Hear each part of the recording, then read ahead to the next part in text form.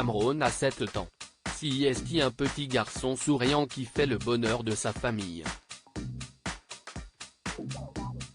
Pourtant son regard se voile souvent de tristesse. « Mon fils ne se sent pas bien », nous confie Fleur. Il ne peut ni se lever ni tenir assis seul. Il ne marchera peut-être jamais normalement. Son petit frère ne va pas tarder à marcher. C'est douloureux pour lui de l'observer depuis sa chaise roulante. Un handicap d'autant plus dur à accepter qu'il a été causé par une femme, son assistante maternelle, qui, précisément, aurait dû prendre soin de lui.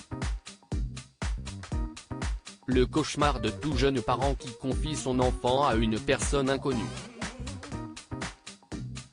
Premier bébé du couple, Cameron naît en mars 2012, en pleine santé. Après avoir passé quelques mois à le choyer, Fleur, sa maman, doit reprendre le chemin du travail et se met en quête d'une garde. Comme souvent, ce n'est pas une mince affaire, je l'avais inscrit à la crèche, mais mes horaires n'étaient pas compatibles avec les leurs. La directrice m'a alors recommandé une assistante maternelle. C'était une jeune mère de 3 enfants. Le feeling était bien passé. J'avais donc décidé de lui confier mon fils.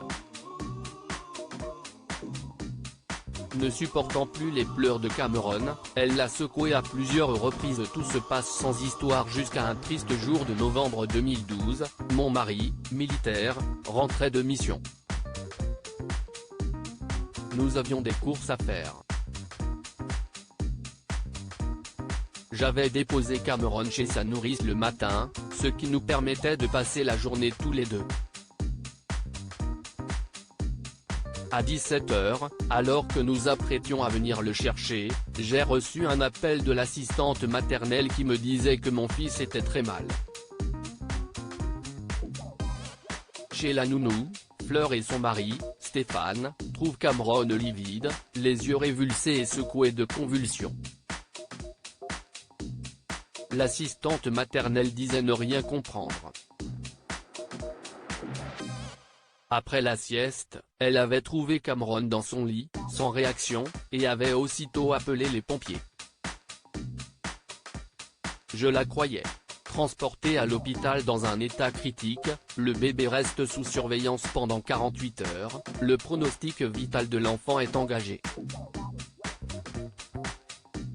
Mort d'inquiétude, ses parents sont convoqués par une assistante sociale, elle nous posait tout un tas de questions très personnelles, voulait s'assurer que la grossesse avait été désirée. Je ne comprenais pas où elle voulait en venir. Je voulais juste savoir comment allait mon bébé. En réalité, les médecins avaient constaté des hématomes sous-duraux. Des symptômes du syndrome du bébé secoué.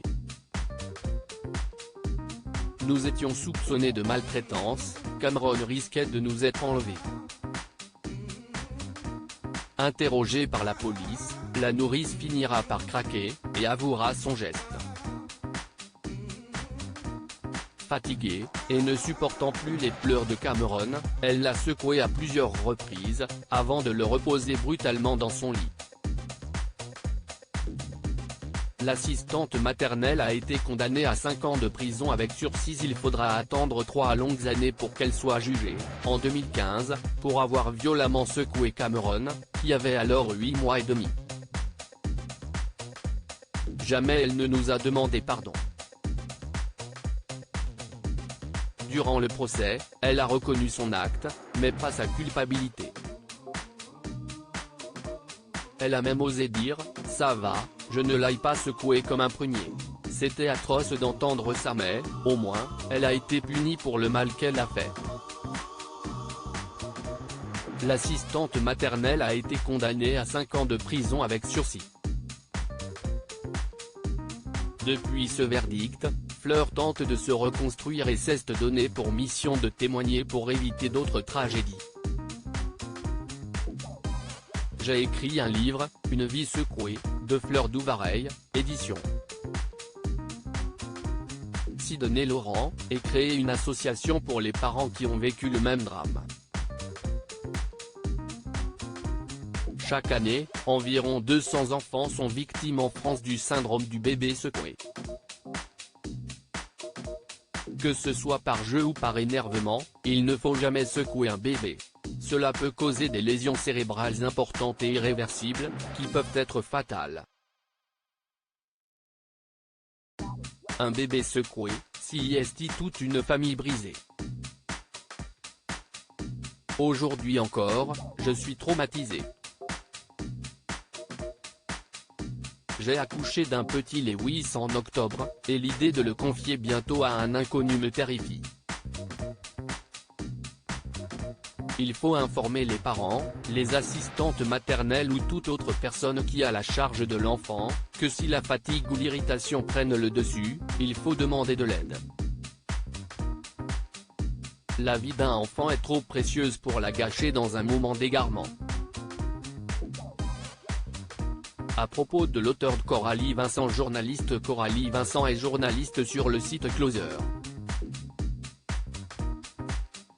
FR depuis septembre 2012. Discrète et passionnée, Coralie Vincent est passionnée par l'actualité des médias et des séries télé. Ces derniers articles et Danse avec les stars 1, et bien Danser maintenant. Danse avec les stars 1, André Manoukian est le premier à quitter l'aventure Danse avec les stars 1, Rossi de Palma est éliminé, Jean-Marie Bigard déçoit.